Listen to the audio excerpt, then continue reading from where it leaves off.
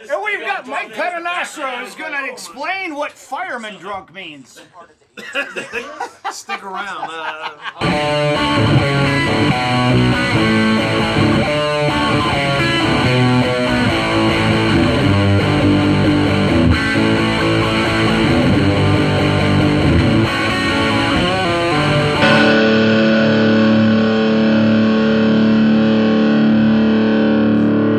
Serious topics you're ever going to have here on Take It to the Mat. We're talking about the Baton Rouge Fire Department, people who go out and risk their lives every day. Mike Paternostro, how are you doing?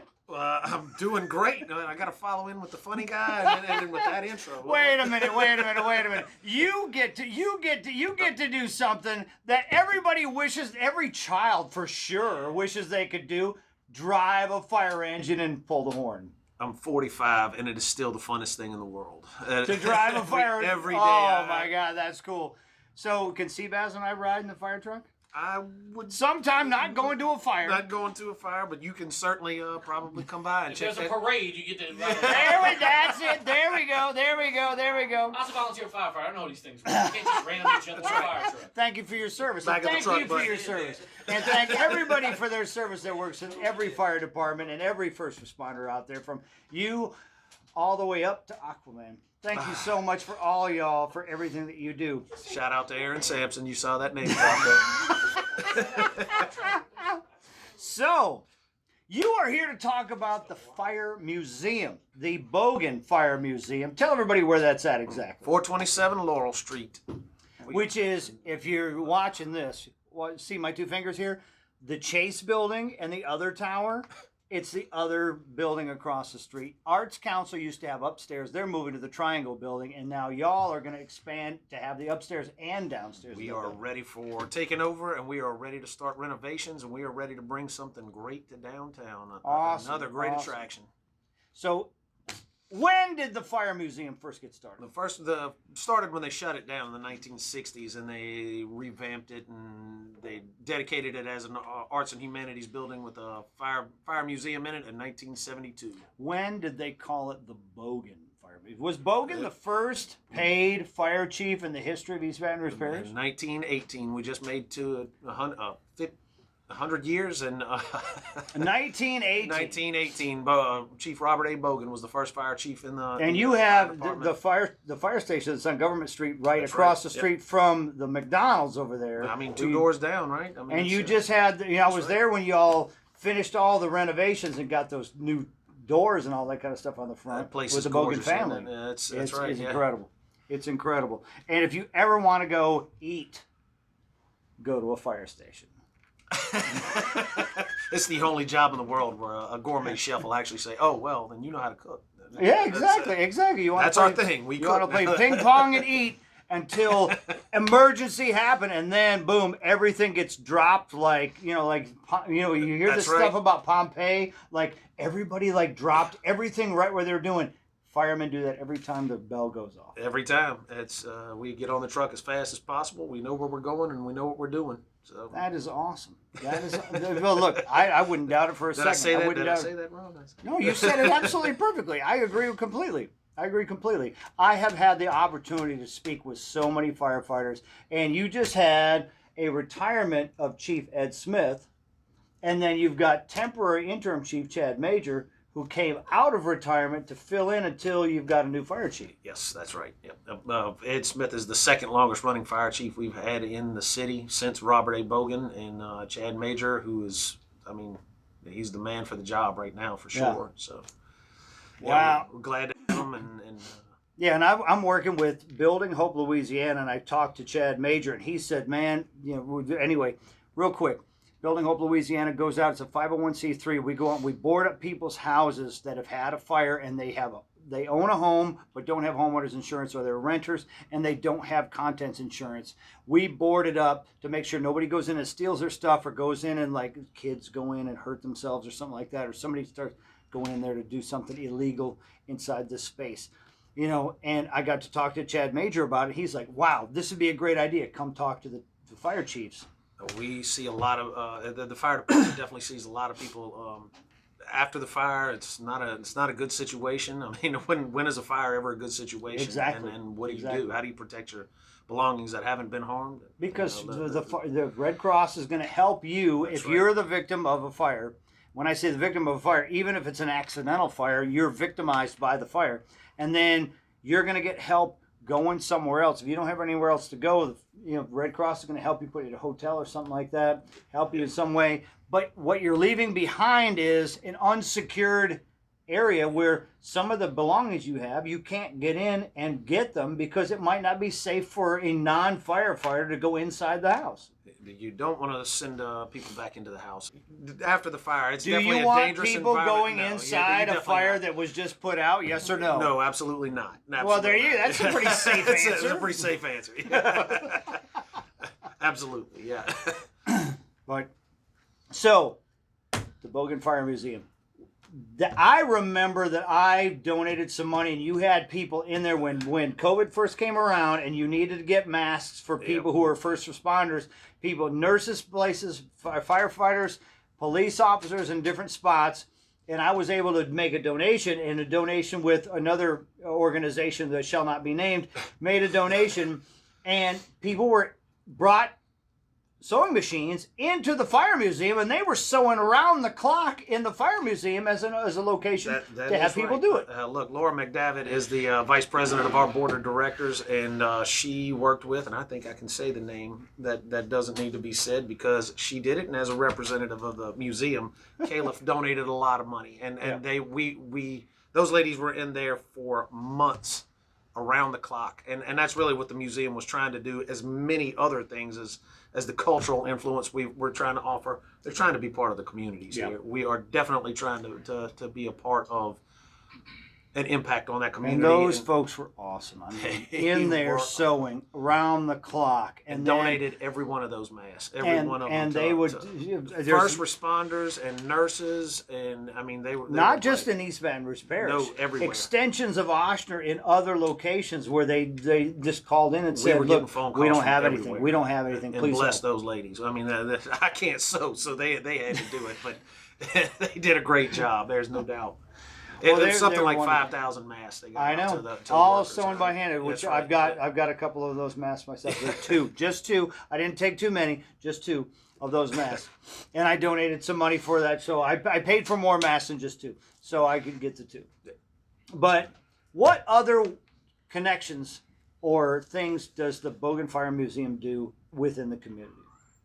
Well, we're trying to work on a child safety prop inside the museum. Is one of the things we're raising money for right now, and that's basically an identifier that you can walk into the building, and kids that come in, they can identify fire hazards within there. And these are the great thing, the partnerships that we've had that we're having with the museum. Obviously, it's going to be in the fire service, and they're coming out and helping to build these props and helping to make sure they're safe and they're usable. What I think is great is I went to Memphis once, and I went to their fire museum that's in Memphis, and I'm going to say this. You have so many, you have very, very, when I say antique, I mean very, very antique fire engines. We've got the original, the darndest thing. I love fire trucks. I mean, I've said that already. I mean, I drive a fire truck. We have an original 1919 aerial truck that was original with the city, and there's a dang shame they found this thing lying in a lot somewhere in the 80s, and they took it, refurbished the entire thing, and there it is, and it is a gorgeous truck. And not to mention, we're working on trying to get them running again and put into fireman parades. So everyone, keep your follow us on our Facebook pages and our. How do they get on the Facebook page? Robert A. Bogan Fire Museum. Robert A. Bogan Fire Museum. Go on there, friend it, like it, whatever you need to do. Instagram, we're on Instagram, and we'll be doing Twitter as well. So we'll pay There you attention go. to the There you go. announcements. Hey, I'm learning to learn these social media things. I'm no Seabass and I'm no Matt Watson when it comes to. I didn't know you were on Instagram, so you're ahead of me on that one. We're working on it. Good job. So, I'll tell you what, I bought tickets, and I don't know if anybody's listening on the radio right now. Do you have any tickets open for red, white, and blue chandelier tomorrow night at the Bogan Fire Museum to raise money for the Bogan Fire Museum? Tomorrow night, Starts at 6 o'clock. 6 o'clock, and we are on Eventbrite. Buy some tickets, please. Come support us. These guys know how to cook. You guys need, if you don't have one already, you need to have a Instagram page on how to ramp up the ingredients from 1 cup of this, 1 cup of that, to 1 gallon of this, 1 gallon of that, to feed an entire fire scene. If you're at the station downtown, you had better be ready to cook in mass, and you better not get it wrong. Yeah, I hear that. One other thing I got to tell you, there's no way that this show could ever be put on without Balm Environmental. Balm Environmental is looking to clean up this town and all the stuff that gets in your drainage and causes flooding, and also looking for a permanent solution to our dump tire problem. Balm Environmental does this through environmental innovation, planning, order of operations. Balm Environmental is the proud sponsor of everything that's great in East Baton Rouge. If you want to find out what Balm Environmental can do for you, go to Balm, B-A-U-M, environmentalgroup.com. Go check them out. They're looking to make our community better, just like everybody out there should be trying to do. So how did you think of this beer? I haven't tried it, and unofficially I cannot do that because... Oh, so you officially opened it, but you can't drink it. Understood. I understand completely. Are you on call? No. I just don't know if identifying as one and then doing the other might put me in. Identifying as one and doing the other. I don't know what that means, but let me move that beer away from you. So, what are you going to do with this upstairs at the Bogan Fire Museum? Upstairs is open for rental, and is after probably August 5th, we are going to be open for rental space, and we are... Well, you got September 30th is the Arts Council is going to be opening up the Triangle Building, and they were the folks that had the upstairs space. That's right. Yeah, so they're going to be moved out and That's done. right. Yeah, we should be ready for open for business here very shortly, and that's why I say follow us on our Facebook page, because we are going to be talking about update. Right now, we just need to get our hands on everything, and start putting some exhibits up. We have got some really cool stuff to show. Exhibits. Definitely. Yeah, absolutely. Awesome. Absolutely. Awesome. That's great. Tell me something else. You've got, every time I go into the Bogan Fire Museum, you've got some doors on the back. For starters, if you go to the Bogan Fire Museum, and I'm talking to you, people who are looking at me on the camera right now, if you go to the Bogan Fire Museum on, what's the street? Is it Laurel Street. Laurel Street, right behind the back of the second of the two, what you call the Chase Towers. In the back, there's a small tower in the back. And I was like, God, why did they have this? Is this for looking for fires back in Baton Rouge? No, this is for hanging hoses to dry out. Also, it was both. It actually at one time was a watchtower. I mean, if you go up there and picture what it looked like in Baton Rouge. Don't go up there now because the stairs are terrible. You'll die. We are definitely working on renovation coming up. We are raising money right now, and we have already got the... Yes, donate money so people don't die. That's right. But the tower itself, when they used to say, we've had guys that told me that worked there at the time, years ago, the city didn't expand much beyond 19th Street right there at the time. And he said you could see pockets of fire as far as Denham Springs almost. It was, a much different looking place back then. So yeah, back when I-110 wasn't there. That's and right. then the areas where everybody's like city social and all that kind of stuff. That was a slaughterhouse and the landfill and, like... The industrial courthouse right now is where the more or less Angola State Prison was for a long time. Yeah. We found as one of the fun little things I found inside the museum as I was working through and we found a book from the late 1800s of how we used to keep track of all of our calls and things like that. And there it was, a fire in the old. And have you guys modernized that system very much? Oh yeah. If it's two things, I hear you guys you moved on to fax machines. Yeah, fax machines are there now, and if it's two things firemen hate more than anything is the way things are and change. So it's they hate the way things are, and they hate change. That's that's firemen. That's firemen. I'm dying. I'm literally dying. So anyway. Yeah, we have updated the system to computers. All right, Mike. So we've gotten that far. Mike, I'm going to put you on the spot. Uh-oh. Tell me the most dramatic story that you've ever been on when the bell rang for you to go out on a call. There's a lot of them at this point. Tell me one of them. I'd love it to be the most dramatic one, but the tell most me one of dramatic them. day for me I can remember being as a rookie. It was I had the angel of death syndrome. Kind of everything I touched just seemed like it was just it was never had done this job before. It is shocking. For, Early in your career. Early in my career, Okay. it was just a terrible exposure. You're everybody's dying. You've never seen a gunshot before. Now you've seen them every day, and never been in a fire before. Now you're seeing them every day. Heart attacks all the time. You know, they were happening on New Year's Eve and Thanksgiving. And I remember the most dramatic thing. I remember finally realizing I was going to be okay. This guy had gotten into a motorcycle wreck.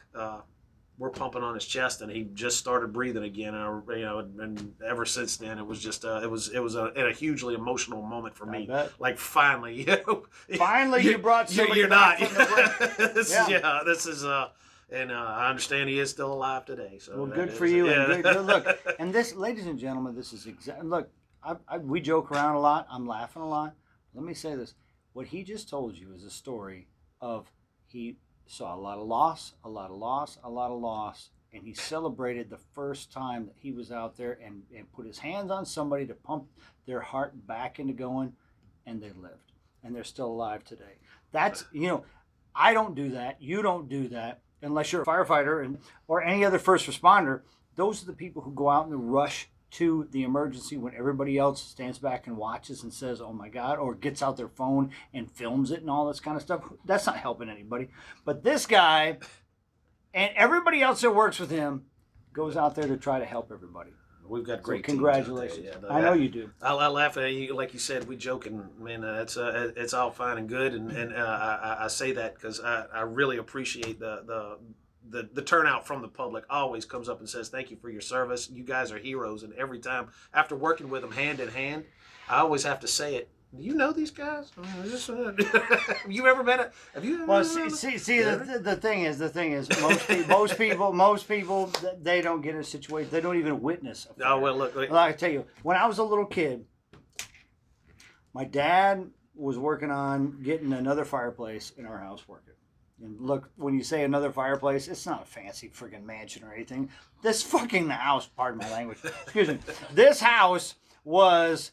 We needed fireplaces to keep it warm up in Michigan. I mean, it was like, cut wood all winter, all summer long, and then burn it and all this kind of stuff. And one of the fireplaces, all the soot, which never got cleaned out, so get yourself a chimney sweep, started on fire. And I lived in Larkin Township outside of Midland, Michigan, and we had a volunteer fire department.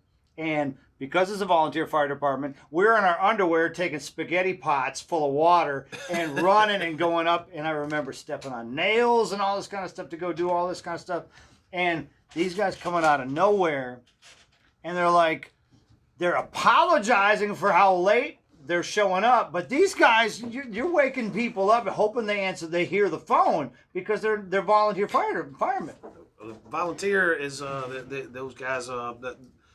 You certainly want a paid department, but those volunteer guys are getting a lot of training nowadays. Think about what it is to say our community can't afford or chooses not to afford a professional fire department. So we've got guys that would be professional, and the only difference is being paid or not being paid. They're out there trying as much as anybody to save your life, save your property, and all this kind of stuff. The volunteers and anybody who's willing to put themselves out there like that. Anybody who runs to the danger instead of away from the danger. Shake their hand, tell them thank you. Tell them thank you. They give up a lot of nights, a lot of family time, a lot of freedoms for that matter. So. What is the next thing that the Bogan Fire Museum wants to do as far as if you raised a bunch of money, what are you going to spend that money on? Two things I'm working on more than anything right now. We found the next aerial truck in another town in somewhere in the U.S. and we'd like to refurbish that truck. It's a tiller truck that was 1940s and it's amazing, very very cool. And we're going to raise money to get it running and redone, and also the museum itself. That museum has to be redone. It needs to work terribly bad. How much of, let's say, 100% of the money that goes into the Bogan Fire Museum, what percentage is done through people's feeling that they want to give the money as a donation from their personal wallet Right now, everything's versus coming from taxes. There is no tax money going into that. No tax No, money that is at not all what the goes to the operations Bogan are. Fire Museum. We are running off of what we raise and who donates. So it's people who give That's a right. damn about first making responders, sure that first Public safety. responders and public safety and making Yeah. sure that and running the programs you've That's got right. about what do you do when a fire alarm goes off. Making sure you get together with your family, have a place Well, outside, you meet up to make sure that everybody got out instead of missing. Where's Johnny? You know where Make the plans, absolutely. Exactly. And we want to get that message out there, obviously, and we want to tell the story at the same time of the culture that it represents. I always say this about the fire service in general is that our motto is life and property, and if that doesn't define culture, I don't know what does. And that's our job, is to preserve it and life. Let me ask you this question, because I would ask this question of every single person that's a firefighter. Why did you decide to be a firefighter? Oh, probably. Well, as a kid, You watch Emergency when I you was were a growing kid, up it with was- Randolph Mantooth? I saw episodes of it, and then as a kid, you just wanted to ride a fire truck and be Sure. a hero and all of that. And then, as it got older, when 9/11 hit, that was definitely probably as I got older and was kind of finishing college and all of that, Yeah. 9/11 hit, and everybody was ready to step up then. Yeah, 343. absolutely. Absolutely. Well, thank you so much for your service. I want to. I Thank you can't for tell you having every me. single person that's a firefighter, whether it's your BRFD, St. George, Zachary Fire, Everybody. Allison St. Irma Lee, Brownville, Cheneyville Fire Department, all these. I mean, thank you, because you know what? Nobody knows to thank you until you've put out their house and they're standing there, and usually in the dark with wet feet, looking at you Smoke in saying, your nose thank and you in your hair, for all over. saving what's left of what I've got. I appreciate you showing up.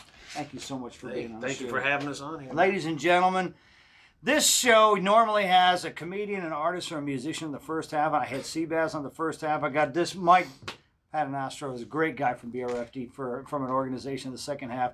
But I do want you to go out and look up any shows that are happening this weekend. Go out and help these musicians, and the comedians and artists that have been hurt so bad by 2020. Look it up on the internet and go out and see a show this weekend. I really appreciate you turning in. I love you. I always appreciate when you tune in.